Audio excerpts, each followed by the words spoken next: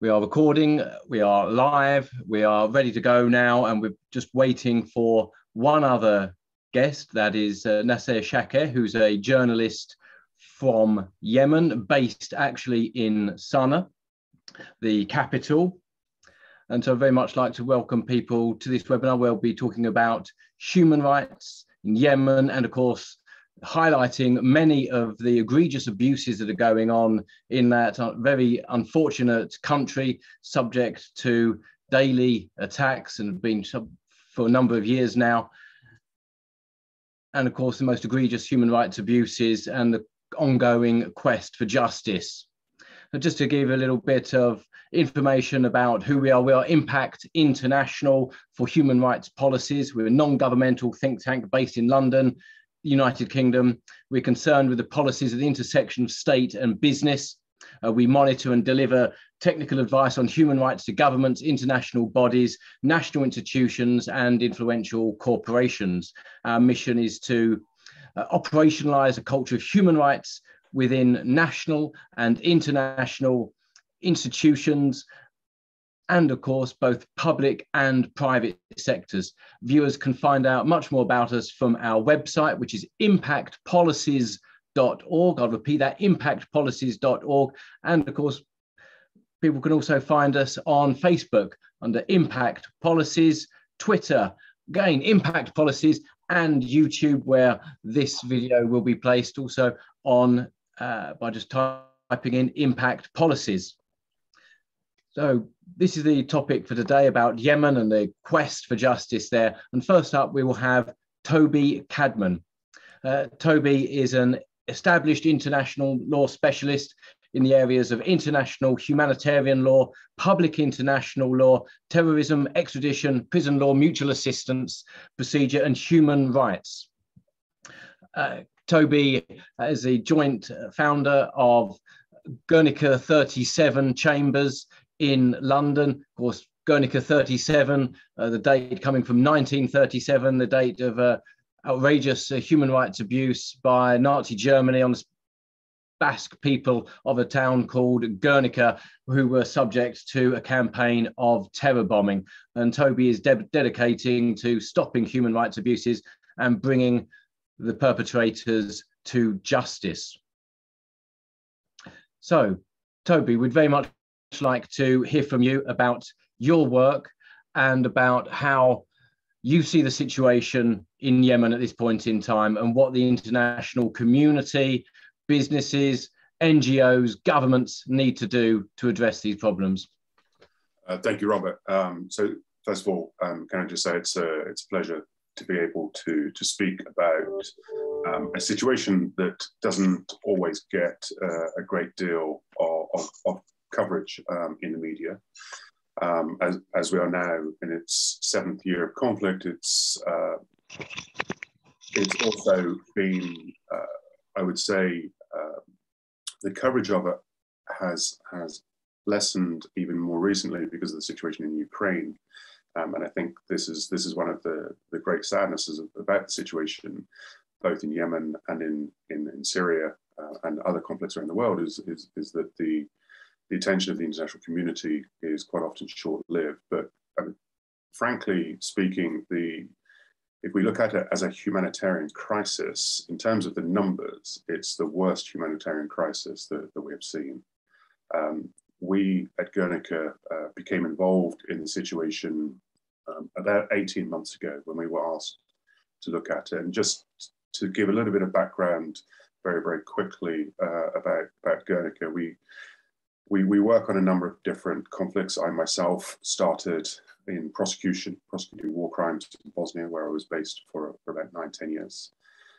We have since worked in conflicts in South Asia, the Middle East, North Africa, Latin America. We've dealt with the situations in Colombia, Mexico, Guatemala, Venezuela more recently, and Nicaragua.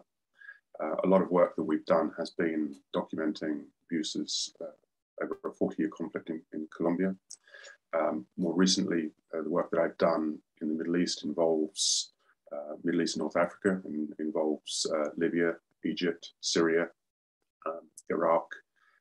And one of the areas that we've been working on for some time, which I would say in many ways led us to the Yemen work, was looking at the human rights situation generally in the United Arab Emirates and Saudi Arabia. I was involved with several cases in both those states, and also dealing with again, something that doesn't get a great deal of attention, the very dire situation in Bahrain as well. And so we were asked to look at the situation in Yemen, as I say, about 18 months ago. We wanted to look at it in a very non-partisan, a very holistic way, look at the types of crimes that were being committed across the country, to look at what was happening in the north as well as what was happening in the south. And as those that follow Yemen will know, that the types of crimes that are being committed in the north and south, there are certain differences between them. And whilst the perpetrators are largely the same, you see that the UAE has a much more concentrated effort in the south, and I can certainly get into one area of our work that we've been looking at in that regard. But we wanted to approach this in such a way that we were calling for all perpetrators to a conflict, no matter on what side they sat, to be held accountable. So when we look at the International Criminal Court, for example, we don't look at opening an investigation into individuals. What we look at is opening an investigation into the situation, and so that the ICC prosecutor would have jurisdiction to look at the situation as a whole. One of the problems with a conflict like Yemen, as with Syria, and to some extent a number of conflicts that we've seen, is that the International Criminal Court was created specifically to deal with situations like Yemen. But regrettably, Yemen is not a state party, and nor are the main protagonists, the United Arab Emirates and Saudi Arabia. They are not, and to some extent Iran and other states are not members of the International Criminal Court. So that creates a difficulty in being able to establish jurisdiction with the International Criminal Court. And it's very difficult to explain to the Yemeni civilians who are being starved, tortured, beaten, killed, bombed across the country that, I'm sorry, but the International Criminal Court is not set up to deal with a situation like yours, because that's why the International Criminal Court was set up as the first permanent International Criminal Court to deal with situations like this. So when we started looking at the situation, and we first started looking at certainly the airstrikes, and it's quite astounding when you think of 22,000 strikes. And when I say 22,000 strikes, I don't mean 22,000 bombs. What I mean is 22,000 operations that have been chartered by a number of organizations. And each of those can result in 4 or 5 or even a dozen separate airstrikes. But there are 22,000 at the time that we took our case to the International Criminal Court, 22,000 operations. And within that, we focused on 12 separate incidents, but the two primary incidents that we focused on were significant, because there was as most people will be aware, there was an attack on a school bus, and then there was what's known as a double tap strike on a funeral parlor. And those were significant because they resulted in significant casualties. But we took that as a sample of what we were looking at across the conflict. But the question was going to be always, well, that's all well and good, but how do you hold the perpetrators accountable? They're largely using British-made and American-made weapons. And the airstrikes are largely being carried out by the Saudi-led coalition. And the Saudi-led coalition consists of a number of different countries. So we started to look at who were the members of that coalition. This is not just Saudi Arabia and the United Arab Emirates. Of course, we want to hold them responsible because they're the leading parties as far as the coalition is concerned, but they're not the only ones involved. And so we were able to identify a number of other states that were involved, that are members of the International Criminal Court. And so we put together a detailed filing, which we filed, I'm just checking, on the 30th of August of last year. So that was filed with the prosecutor of the International Criminal Court. And so we identified each of the members of the coalition and what their role was. Now, some of the states that were contributing were just providing diplomatic cover. Some of them were providing weaponry. They were providing planes. They were providing airports, effectively, for the planes to take off from. Some of them were providing on-the-ground troops. But what we were able to show is that all of them had willingly and openly joined the coalition and remained members of the coalition when it was very, very clear that war crimes and crimes against humanity were being committed on a truly massive scale. And by being part of that, it is argued that it is almost like what we would have in ordinary criminal proceedings as a joint criminal enterprise. You know, they were all willing members of an enterprise, a criminal enterprise, as we said, for the commission of war crimes and crimes against humanity. So that was sort of the first part of the case that we looked at. The second part of the case that we looked at was what was happening in the south. And that was where there were a number of secret underground prisons. There were a number of foreign mercenaries operating. We were able to identify that there were mercenaries from a number of different Latin American countries in particular that were members of the International Criminal Court, that were contracted by American companies that had lucrative contracts, we believe, with parts of the United Arab Emirates and potentially even with Saudi Arabia. And of course, those individuals, by being citizens of countries that are members of the International Criminal Court, means that the International Criminal Court has jurisdiction over those cases, provided the evidence is strong enough. So what we then started to look at was the evidence, taking statements from witnesses, identifying victims, using expert reports from a number of different organizations. We were able to access a very, very vibrant Yemeni civil society that was very keen to support these initiatives, and are still very keen to support these initiatives. And I think it's very important to stress that the Yemeni civil society has been extremely important in voicing their desire for justice. And I think that is something which is quite remarkable when you think of what they have been subjected to over a period of 7 years. There's not this desire, there was not this voice of hatred, there's not this voice of revenge. It's a thirst for justice. And I think that's what's very, very important to highlight in a situation such as this. But leading on from the ICC case, and we're about to file the second submission to the International Criminal Court within the next 2 weeks. That will deal much more with some of the very difficult legal issues of jurisdiction that the prosecutor will have to deal with. And what we're arguing is a somewhat novel area of jurisprudence for the International Criminal Court. It's holding non-state parties accountable when they are part of a coalition that includes state parties to the International Criminal Court. So it is very much this one is very much a legal filing, not based so much on the evidence. The first one was more of an evidential filing.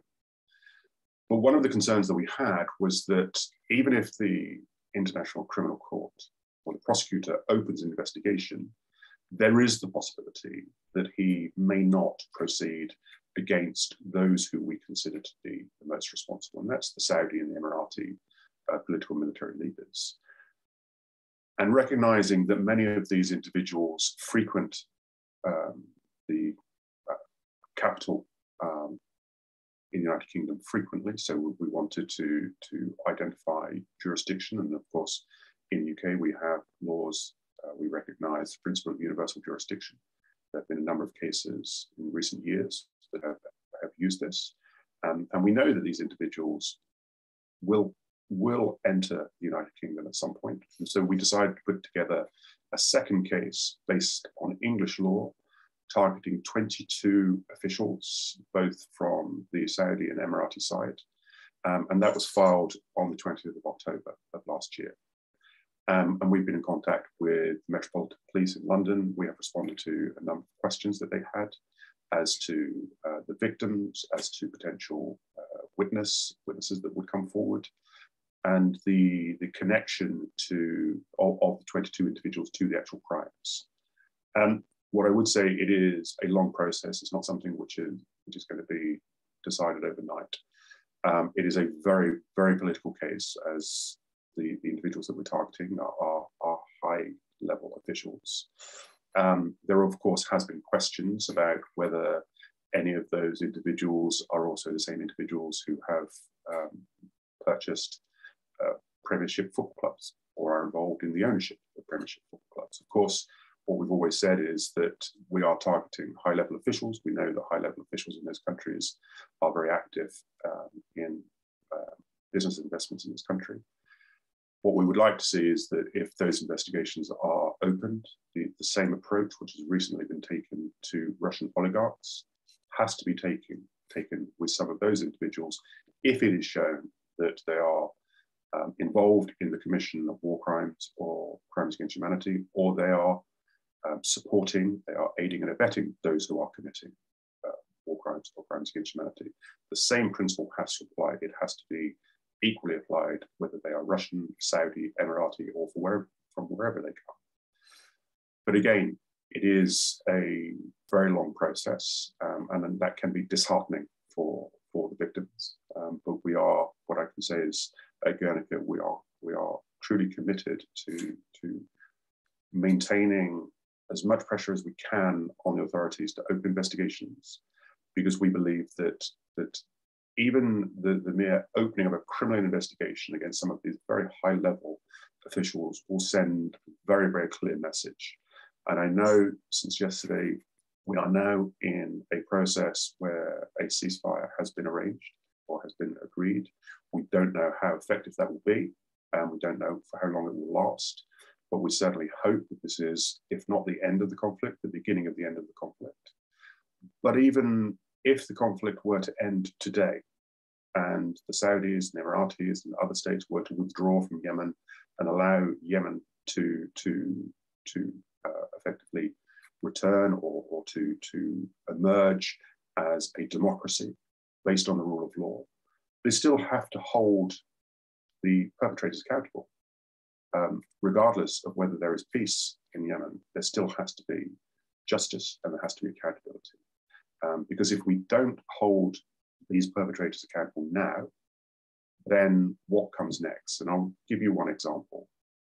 By allowing Russia to effectively destroy parts of Syria, allowing them to bomb hospitals as they have done in Yemen, in Aleppo and Idlib, it has given them almost a green light to do what they've done in Ukraine. And we cannot allow that to happen to those that have committed crimes in the Yemen as well. And so I think that what I would say is that no matter whether we emerge now to a peaceful time in Yemen where Yemen can start to rebuild itself and start to rebuild its own society, there still has to be a process of justice. Now, that may have to come from within Yemen.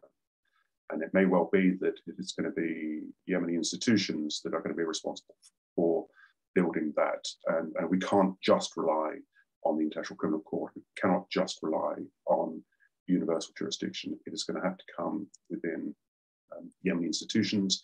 And the international community is going to have to recognize that by failing to protect civilians over 7 years, it now has an even bigger responsibility to help Yemen effectively, its own people, rebuild itself. And that is a long-term commitment that the international community is going to have to understand. So that would be my opening remarks. I'm happy to focus on anything that you would like me to address. Thank you, Toby. That was indeed most enlightening, and it's good to see, good to hear that there are perhaps legal remedies that can bring some degree of justice to this. We would hope, and indeed, it's an important point you make about allowing perpetrators to commit one act in in one country, then of course other countries will be indeed feel emboldened to do exactly the same. And indeed, the same regimes may indeed repeat their atrocities that they commit in one country and export them to yet another. And so we really do need to get a grip of this situation. Just before we move to Nasr Shakir, who's kindly joining us from Sana'a, the capital of Yemen, I'd just like to ask you, Toby, a very quick question, because you spoke about the liability of the elites of the Saudi Arabia and United Arab Emirates, all of which will own property and businesses and regularly visit London and the United Kingdom, partake in horse racing events, mix in high society. There's also British businesses very much involved. Of course, it's the British government that allegedly sent special forces into Yemen to spot for the Saudi military, but British businesses have also been supplying weapons to Saudi Arabia, which have then been used, no doubt, in many of these attacks. Now, seeing as human rights law is overarching in the UK and sits above every single other piece of legislation, and seeing as we have universal jurisdiction, and no doubt some of the Yemenis who had been killed in these attacks, that some may well indeed have dual nationality with Britain, perhaps, is there latitude to hold accountable those businesses in the United Kingdom that have been responsible for giving weapons to Saudi Arabia or the United Arab Emirates, and making them cease from such a shameful trade? Indeed, when British companies supplied Saddam Hussein's regime with the supergun, they were indeed criminal prosecutions were sought. We have Yemenis, in no doubt, also are entitled to human rights. What liability is there for British business? Well, the simple answer to that is yes. There is the possibility to hold individuals and corporations accountable. Obviously, the law on holding corporations accountable is somewhat different to holding individuals accountable. But for example, there have been allegations of the UAE had provided significant arms to Saudi Arabia, and there have been certainly photographic and video footage of strikes where they were able to see from the remains of mortar shells tracking numbers, serial numbers that are then directly connected to whether it's UK, United States, France, a number of states that have been providing weapons. There have been attempts in this country to hold the British government accountable that have not been entirely successful. I'm not saying that that's at an end. I think that process will continue. And certainly when we communicated our first submission to the prosecutor of the ICC, we included the United Kingdom as a potential set of defendants, to say that in addition to those states that are members of the coalition, that are members of the International Criminal Court, we must not forget that the United Kingdom, as a member of the International Criminal Court, has also been alleged to have involvement or responsibility in the conflict. So you can potentially look at responsibility through whether it's the Ministry of Defence or whether it's through some other organ of the government, and you can look at individuals, and you can look at those corporations that have provided technical support, that have provided on the ground assistance and training. If you can demonstrate that that has contributed in any significant way to the commission of war crimes, crimes against humanity, then in principle you could seek to hold those individuals and those corporations accountable. So again, it's not an easy process, but there is actually a route to accountability if the evidence is strong enough to demonstrate that.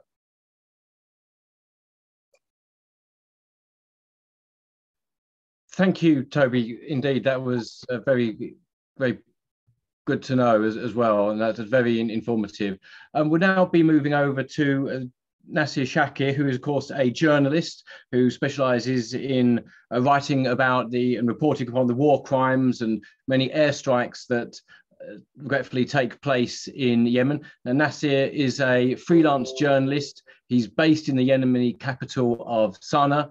His bylines appear on Al Jazeera, English, Middle East Eye, Press TV, and The New Arab. He's reported from war-ravaged cities on war crimes, especially when children come under attack. And his Twitter handle is at Nasr, NASEH_Shaker, SHAKER.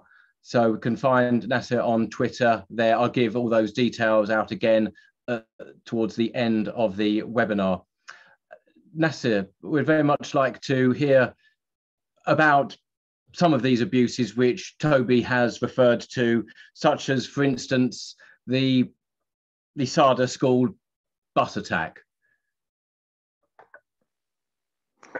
Thanks a lot for having me. I'd like to start by saying that 7 p.m. the warring parties have agreed to UN-sponsor the humanitarian truce, and this is really very important. This is a 2-month truce where Sana'a International Airport can be opened for civilians and for those who have been struck here since 2016, when the Saudi-led coalition said or blocked Sana'a International Airport as well as Hodeida Port only for humanitarian flights. So I will return to your question in regard to the war crimes that targeted Saudiled school bus. This attack is one of the attacks that brought for me a trauma. You know, watching a bus that's only carry 30 passengers where operate 70 passengers, okay? 52 of them are children. They were all killed, and including 42 children. The others were young, they are teachers. The bus, the school bus were traveling from Bahyan city toward the city, okay? But because this is a rural village where there are no gardens, those children at the end of the summer classes, okay, instead of having a ceremony, they took them on a trip. And there were no gardens, okay? The city is bordering Saudi Arabia. And so the teachers decided to take them to a graveyard where the children are supposed to look those who are victims of the war in the graveyard. So there are 2 children, okay? There are 2 children who took their father's phone to film the children over the bus and in the graveyard. Without this phone, the Saudiled Coalition will continue to say that they targeted missile launchers. Okay, after the attack, the Saudiled Coalition spokesperson said they targeted missile launchers, but luckily one of the relatives of those children were able to find the phone of I would like to give you their names, Hasan and Ali Zaid. 2 children, they were killed, but they found their phones. Local media took this phone and found the footages for the children. They were happy, celebrating over the bus, okay? And then they have some images inside the graveyard. The bus started, this is a war crime, to target a school bus inside a market. And the school bus was operated children, all of them under the age of 16, children. I remember Al Jazeera English TV on the day of the attack, before it commissioned me to report on the school bus children returning to their school. One boy, his name is Ahmed Hanash, or Hasan Hanash, sorry. This boy was with his brother at the end of the bus, he told me. And when they arrived at the bus, at the market, the bus stopped to take water for them and some sweets, okay, before they continue their trip to the Saudiled city. Hasan Hanash was then stopped or found at the hospital.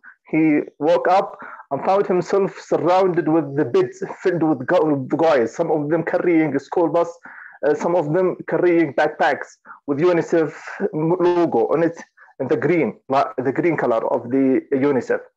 So he was crying. He stood up and saying, no, nobody, no doctor can stop, or nobody, no doctor can treat me. Until where is my brother? He was shouting, where is my brother? All of his body is burned. This image, this sound ached me, okay? And the first time when Al Jazeera commissioned me to report on the school bus return to the survivors, they returning to the school, I asked him, Hasan, where is your brother? He said, my brother now, luckily, he is fine. And he pointed his finger toward the end of his class. I was very happy, but I asked him, why? Why you were crying? Where is your brother? He said, my father was not at home. His father was here in Sana'a, and nobody can ask where his brother. He was very shocked and was caring about his brother. Luckily, he survived. So Al Jazeera commissioned me to make a story on the school bus survivors returning to class. I met a lot of those survivors, and I made a story. Some of them were in a church. Then after one year back, Al Monitor commissioned me to do a story on the same thing. I vowed Yunus Al-Ghatabri. Yunus Al-Ghatabri is a boy. I met his father near the graveyard. He took his son on his hand because he can't walk, because he suffered in his injuries in his legs, and also shrapnel is still in his head. He cannot travel. And the first thing he asked me, thinking I am working for your organization, he said, can you help us to transport my son, because there is no good treatment in Sana'a or in Sada. I told him I'm a journalist. I'm a journalist, and what I can do is to have a story. I built my story on this boy. His age at the time in 2019 was 14. I entered his home, and his mother was crying. He said, I didn't know where to go. She said, my son is stuck at his room. He opened the window and looked at the street where his friends are playing. And he wanted to come closer to his friends. She suffered because they live in the second floor. Okay? She said, I didn't bear taking him upside and down to his friends. I entered the second floor and found him in the room. I asked him, Yunus, how are you? He said, I'm fine. I'm fine, but not like this image. He ordered me to bring him as image of him while he's still 12 years old, 2 years before the attack. He said, look how I was fine. Look at me right now. Okay? This image make my heart beat. Okay? This is an image. And even his father sometimes still contact me by his phone, because my number is with them. He called me, Nasr. The last phone call I received from him only 6 months ago. He said, can you find anything? My son is still at his room. He cannot do anything. I cannot do anything for him. I took him to the hospital and just made some treatments, and that's not make him recover from his injuries. He wanted a good hospital. I hope after the opening of Sana'a airport, I hope international, any UN organization can support Yunus Al-Ghatabri, and I repeat his name. He said, I contacted some media outlets. No outlets commissioned me to do a story on him. Okay, and if in local media, I contacted local media to focus on him, to find any good person who can support him and find an operation for his son to recover from his injuries, but I didn't find anything. Now, the Saudiled Coalition promised to investigate this crime. Now it is 4 years and no justice is served. Where is the rule of international humanitarian law? Where is the rule of Human Rights Council that was blocked from continuing to investigate or document war crimes in Yemen? Now the families of these people are with no justice. Where is justice now? What can be done for these boys? It's really heartbreaking. Okay, the school bus returned to school while we were afraid of being another target. There is no law that can protect them. Okay, because there were other attacks violated by the Saudiled Coalition, and the Americans and the British is still silent about that. For example, in January 2020, the Saudiled Coalition targeted a pre-trial prison in Sada. This attack killed 91 prisoners. They are innocent prisoners, okay?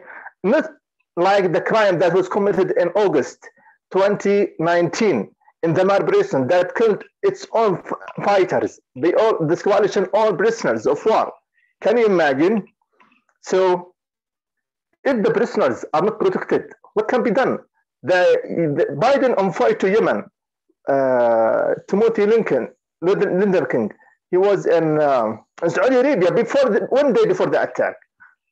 The UN was in Saudi Arabia during the attack. All of them did nothing. So where is justice now? Where is justice, and how can civilians of Yemen be protected? Thank you, Nasr, for that. It's this harrowing story that you've shared to us. I know it takes a lot of bravery to express and to talk about and to investigate, as you had, and living under dangerous conditions. You mentioned about the UN Human Rights Council was blocked from investigating war crimes in Yemen. Can you tell us more information about that?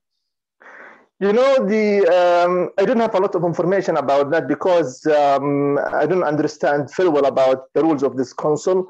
But the UN Human Rights Council was blocked from or voted in the UN General Assembly that was not allowed to continue the panel of experts to continue documenting the war crimes in Yemen. Saudi Arabia pressured, Saudi Arabia begged, Saudi Arabia lobbied countries to vote against continuing this council to continue documenting the war crimes in Yemen.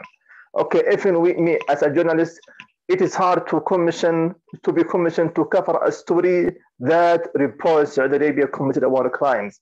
For example, the pre-trial prison in Sada, no outlet commissioned me. I sent a lot of pitches to to international media. No media commissioned me. I think these outlets are still under pressure, okay, are under lobby of the Saudi Arabia to prevent war crimes so that the public opinion can understand what's going on in Yemen. You know, this is the silence war in Yemen. A lot of war crimes happened, one after another. And there are claims it will be investigated, we will investigate this attack, but nothing happened at all. Give me one perpetrator was investigated. No, nothing. Just propaganda, just fake news. Like the pre-trial prison. They say you will investigate it, they invited the UN representative in Yemen and traveled to Saudi Arabia. I met with this spokesperson of the Saudiled Coalition, but nothing happened. No justice is served so far. And this is very bad.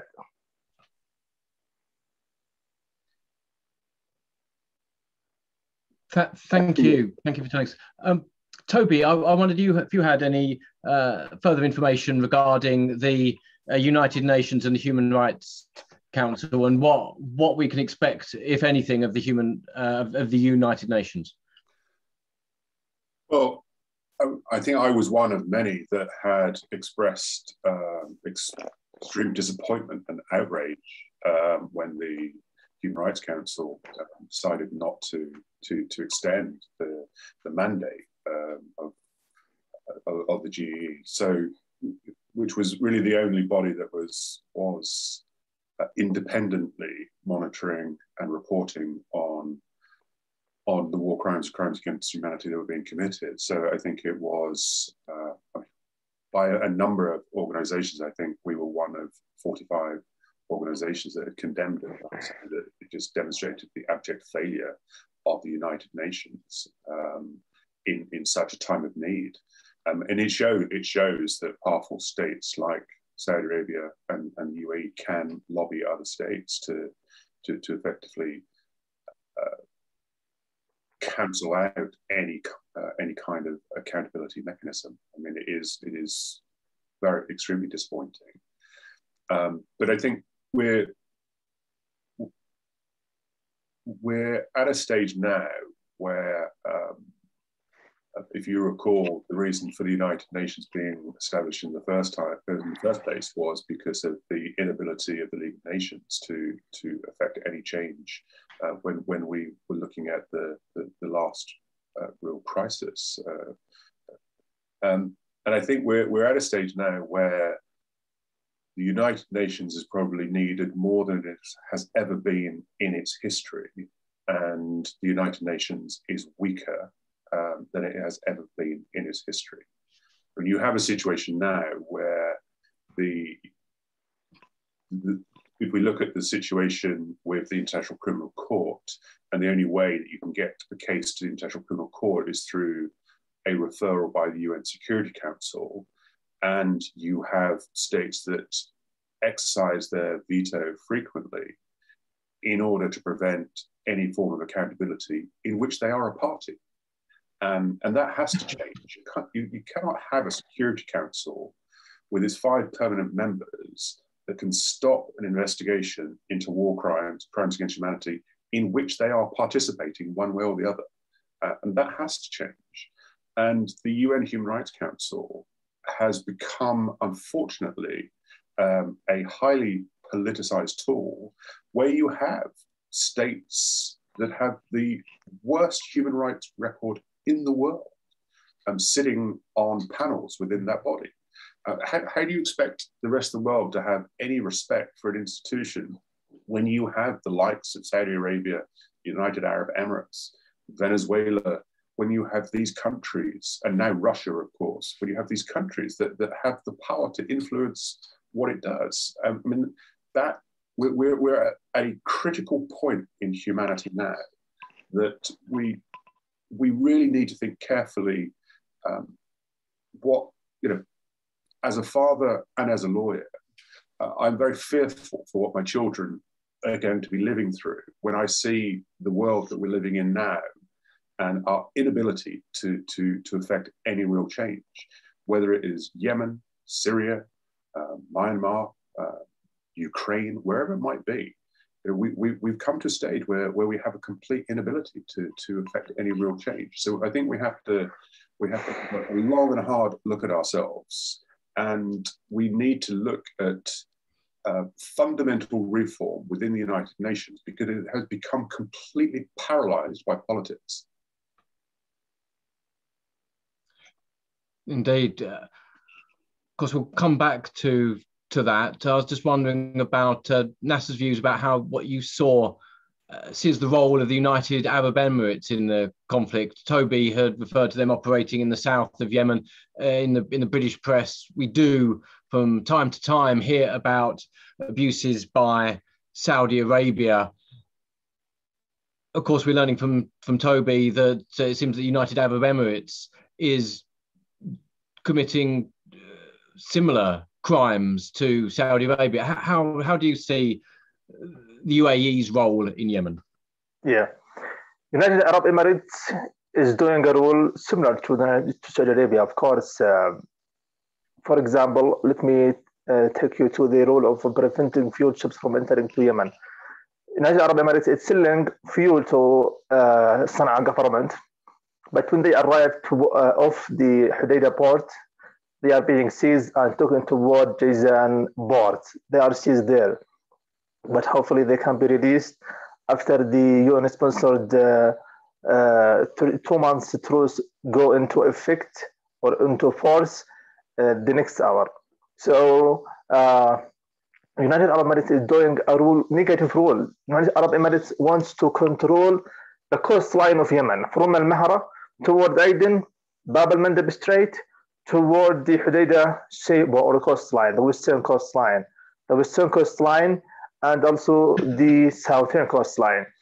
So the United Arab Emirates is supporting militias in the south of Yemen, be it from the Southern Transitional Council that is ruling the south of the southern city of Aden, Lahij, Abiyan province, and supporting some paramilitaries in Hadramaut. And it's now in control of Shabwa, in full control of Shabwa, with the support of the warlord, Tariq Saleh, the cousin of Ali Abdullah Saleh, the former president.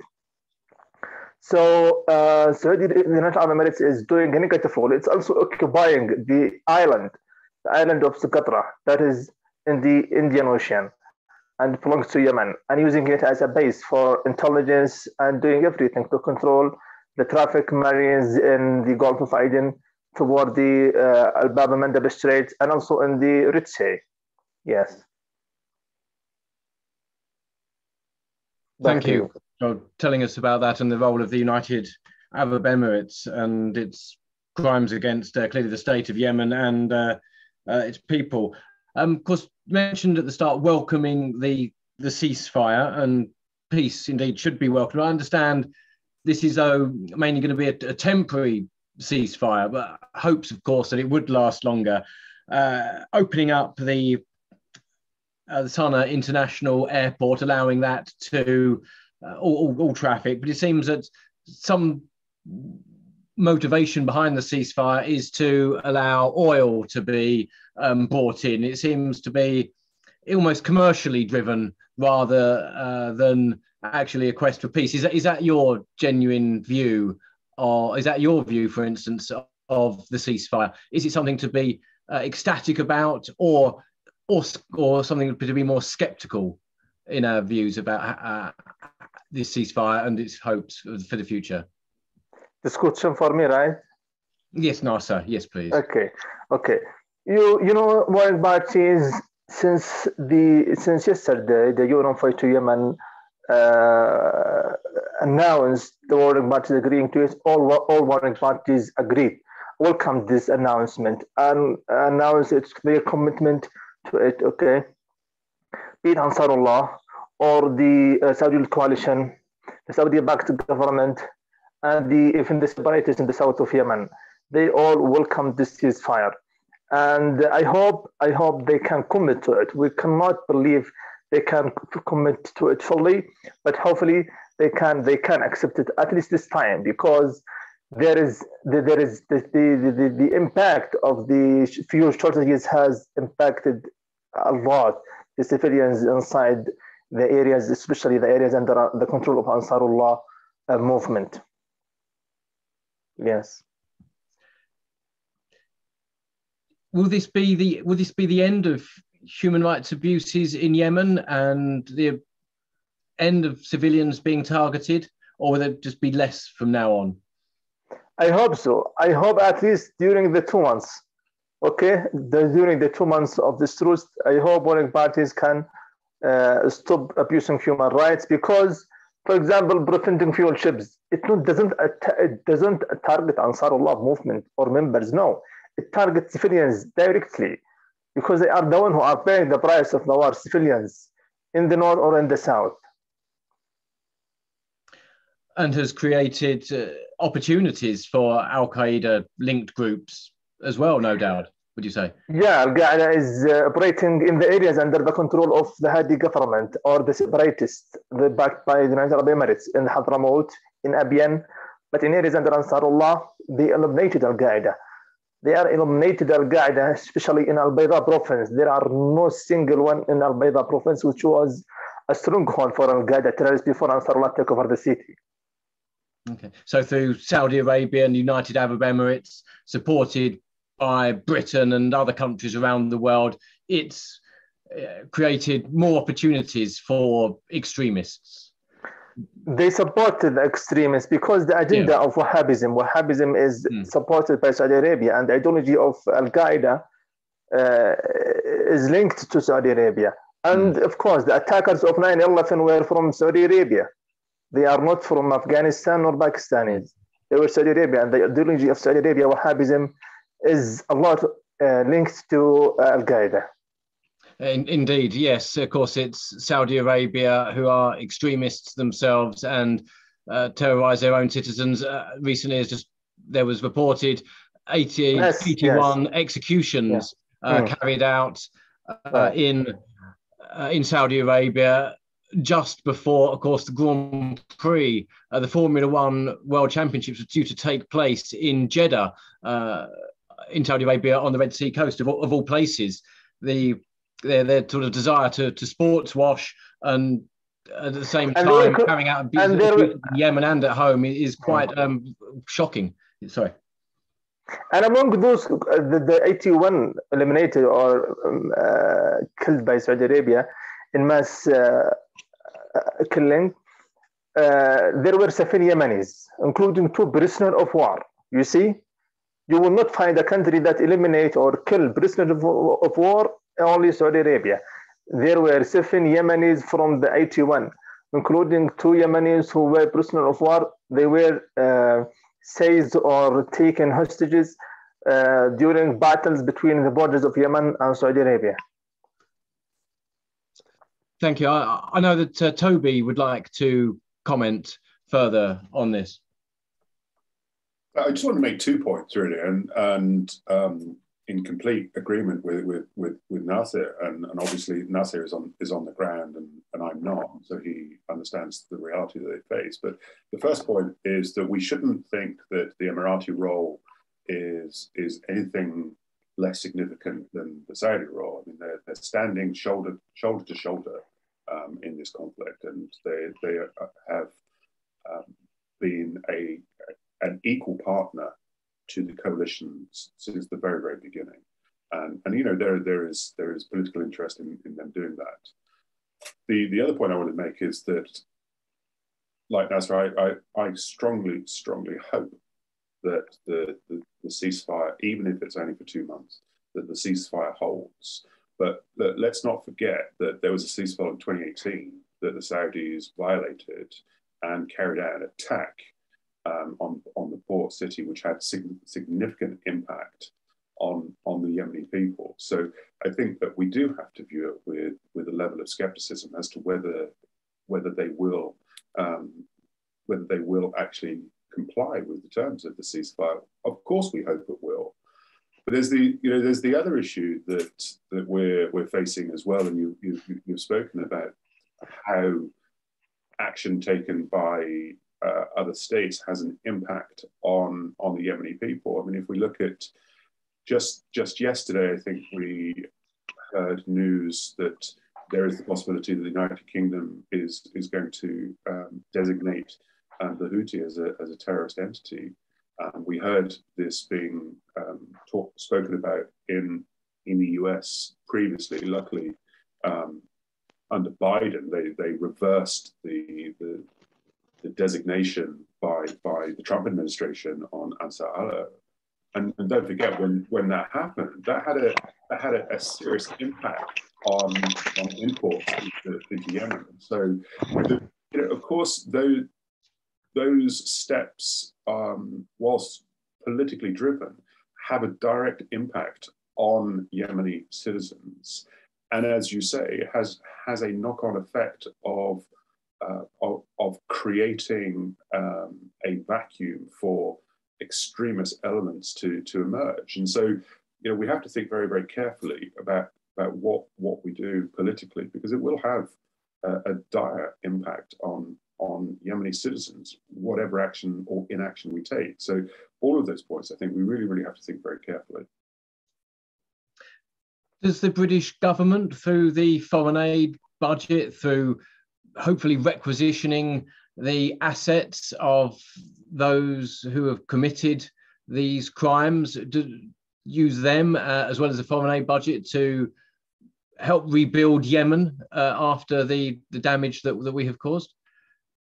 It certainly can.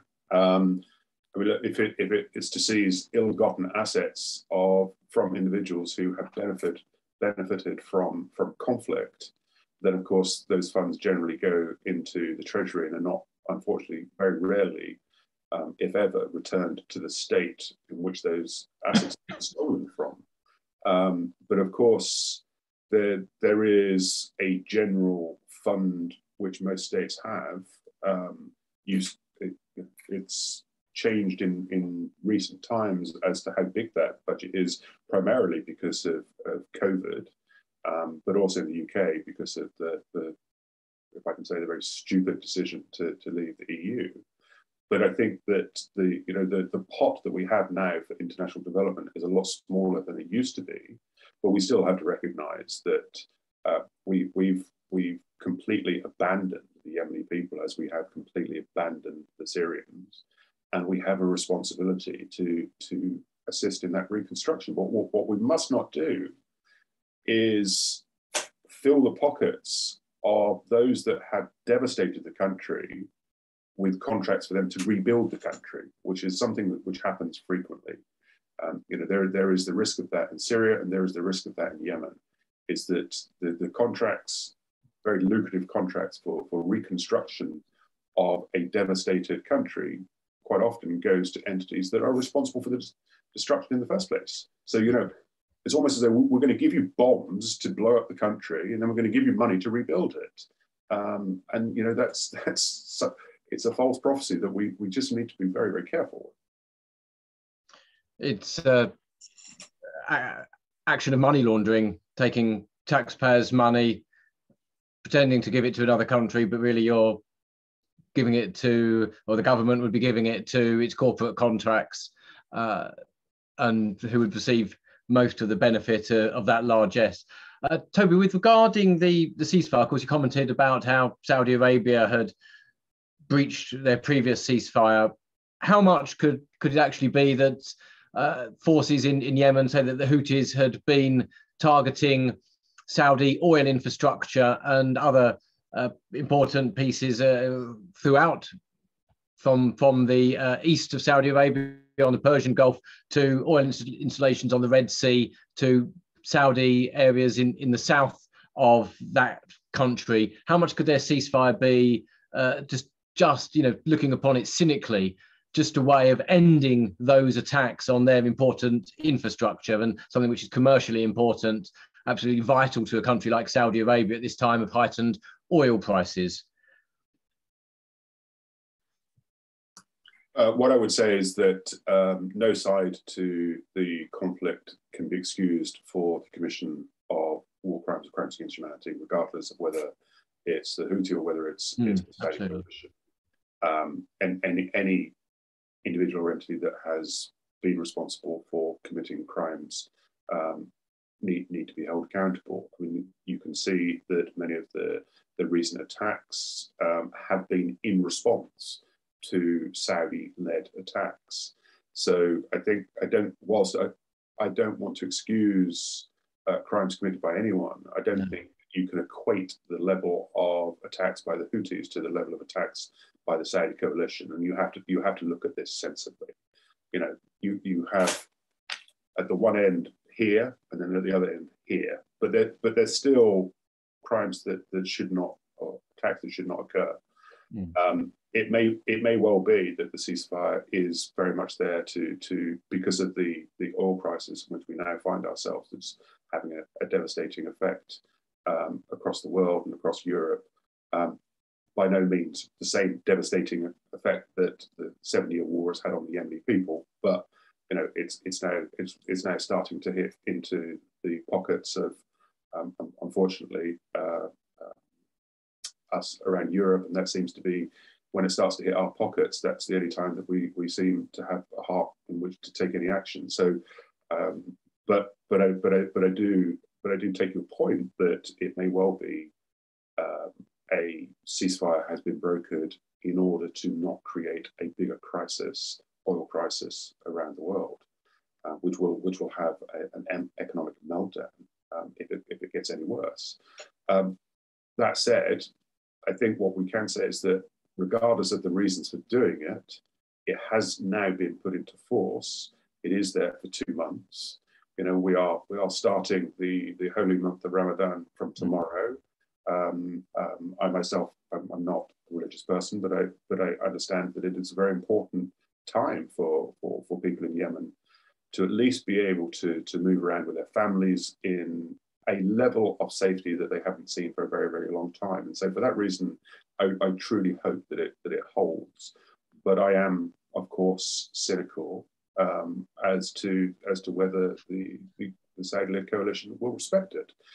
To the same extent, we've got to push the other side to this, the Houthi rebels, to make sure that they respect it as well. Because if either side breaches it, the only people who are going to suffer are going to be the Yemeni civilians. It's not going to be the Houthi, and it's not going to be the Saudis and the coalition that suffer. It is going to be the Yemeni civilians, ordinary people, who will suffer if either side breaches the ceasefire. Absolutely. It'll require all sides to desist, to disengage from the conflict and to abide by the ceasefire and do their utmost to reach a peaceful resolution and not create a situation where the other side feels that it is then entitled to retaliate and worsen, make this very bad situation even worse, and continue the enduring suffering of the Yemeni people, which we would hope would stop. But of course, similarly, we also need justice as well, like you'd outlined, and that would prevent other abuses that are happening in the future. To come back to the issue of the reform of the United Nations, what would that be like? Would that mean that countries giving up their right to have a veto on the UN Security Council? Is that enough for reform, or are there other measures that should be created? You'd referred to the League of Nations, which was replaced by the United Nations after the League of Nations had proved to be useless at preventing the outbreak of the Second World War, and of course Japanese occupation of Manchuria and Italian occupation of Abyssinia. Is there a need to start again with the United Nations, or is it just a matter of reform? I don't think we're necessarily at a stage, and also, you have to think of the UN as not a single entity, but a number of different entities coming under potentially a single umbrella. And so, there are aspects of the United Nations that does incredibly important work, and very successfully. But I think it's one of the concerns that we have now is the complete impotence of the United Nations Security Council, the ineffectiveness potentially of the Human Rights Council.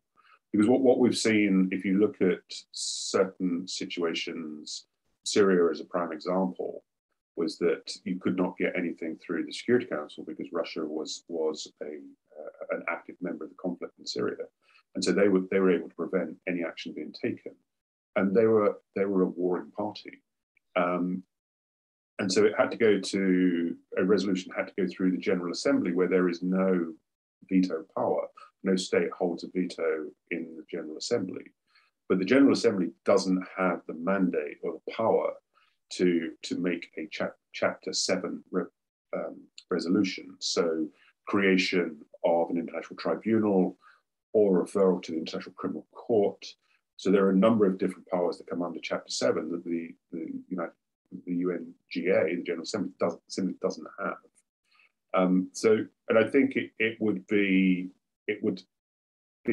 a serious long shot to get the permanent five to give up their veto powers. And the veto powers were put in place for very important reasons.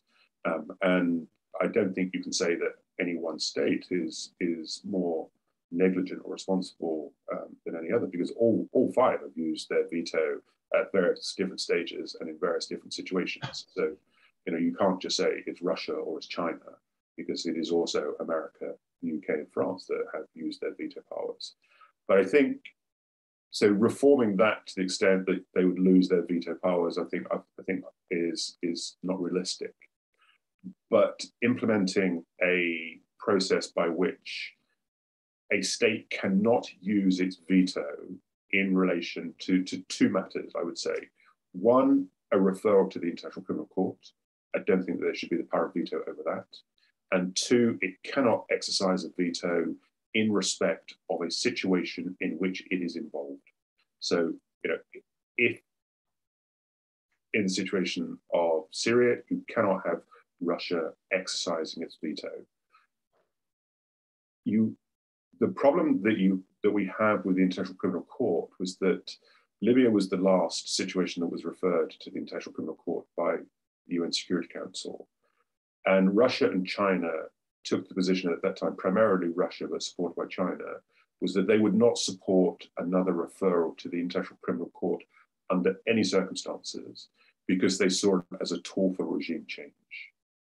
And whilst they supported the referral of Libya to the International Criminal Court, and they supported the referral of Sudan because of the Darfur genocide, whilst they supported those, they saw it as a very dangerous tool for regime change, which obviously Russia and China is very, very much against, because they don't want to have their own power taken away from them. So I think by removing the veto power on a referral to the International Criminal Court and removing it from a situation in which that state is involved would be the first step. But I'm not suggesting that we are, by any stretch of the imagination, at the time of the League of Nations right now. Well, that's some degree of reassurance, and thank you very much for those ideas, Toby, which Impact International. We will certainly take that forward, and well, it's of course a pleasure speaking to you, and it's greatly informative. I regret to probably believe that unfortunately we're probably now having to be speaking again soon about human rights abuses and criminal cases, hopefully going to the ICC and other parts of the world where there's conflict still raging, which no doubt we could touch on again, and it'd be a great honor for us to talk to you again. And we absolutely do praise the work that you do, and through your colleagues at Guernica 37, and through your great career trying to tackle these human rights abuses around the world. I think we could have the last word from Nasr, who would kindly, if you could tell us more, and of course also what you would like to see from countries like Britain. Impact International, we're based in London, the United Kingdom, of course have influence and many contacts around the world, but what would you like our message to be to the British government and our contacts in the British Parliament and other international institutions around the world? What would you like to hear from us? Britain, I think, is a country that respects human rights, and I hope its government can fulfill its promises toward the respecting of human rights. Saudi Arabia is, and the United Kingdom. United Kingdom has forces in Al Mahra or Al Ghaida airport in Al Mahra province, that is in eastern of Yemen. United Kingdom is involving indirectly in Yemen and has troops in Yemen and in Saudi Arabia to protect Saudi Arabia from retaliatory attacks from Yemen, because Saudi Arabia is involving directly in Yemen and showing itself that it is not fighting in Yemen, but only the Hadi government is fighting in Yemen. So I hope Britain can respect human rights and stop selling weapons to Saudi Arabia, because there is no single crime, okay, by the Houthis attacks against Saudi Arabia, like what Saudi Arabia did. Despite the highly sophisticated weapons of Saudi Arabia, they commit human rights, they commit war crimes every attack they do in Yemen. Okay, there is no single 2 months or 5 months without committing a mass crime or crimes against humanity. So I hope Britain can support and respect human rights, and that's it. Thank you. Great. Well, thank you, Nasr, and thank you for your bold and enlightening reporting about what's happening in Yemen and the role of many different countries and the dreadful crimes which have been inflicted upon your country and your people. And I'd just like to again remind people, those who are viewing this webinar, about where they can find more information about Impact International. You can reach us through our website, impactpolicies.org, or find us on Facebook at Impact Policies, Twitter, again, Impact Policies, and on YouTube, Impact Policies. That's what you should be searching for. Toby, let me know if you have anything else you'd just like to add. Can I just two very, very quick remarks, just to say, whether it's from Nasr or anyone else who's watching this that has access to victims, witnesses that want to come forward, we are more than happy to speak to Yemeni citizens who have information, so that they can get contact details through our website, which is guernica37.com. Whilst we have a very strong case based on strong evidence, we always want to build our cases with more evidence. So to the extent that there are individuals or groups that want to assist our work, then please do. And just to say from tomorrow, Ramadan Mubarak to everybody who will be celebrating, and I just hope it is a peaceful month for everyone in Yemen. Thank you. It's Ramadan from today here in Yemen. Okay. Yes, thank you. Well, from today. Yeah, and I have to go to breakfast. I hope you can join me. Thank you, Nasr, for joining us, and enjoy breaking your fast. And I hope that Eid will be and Ramadan will be a very happy time for you, and a peaceful time, and a peaceful future for Yemen. And Impact International and Guernica 37 will be doing utmost to make sure that there's justice in the world and people can get the rights that they deserve as humans, and perpetrators will indeed hopefully face the full sanction of the law in time, and perhaps Britain's foreign policy can improve, and the supply of weapons and undermining of people's future can indeed cease, and we can have perhaps the ethical foreign policy which was promised by a previous administration to the British people. Perhaps that can indeed finally be delivered at one point, but it's going to be a long road, no doubt, in this quest for peace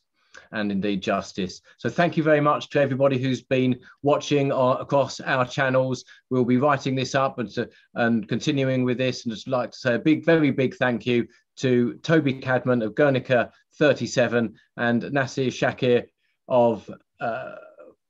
from Yemen, reporting from us from the capital, Sana'a. And of course, as I mentioned, you can find Nasr through Twitter at Nasr_Shakir at his Twitter handle.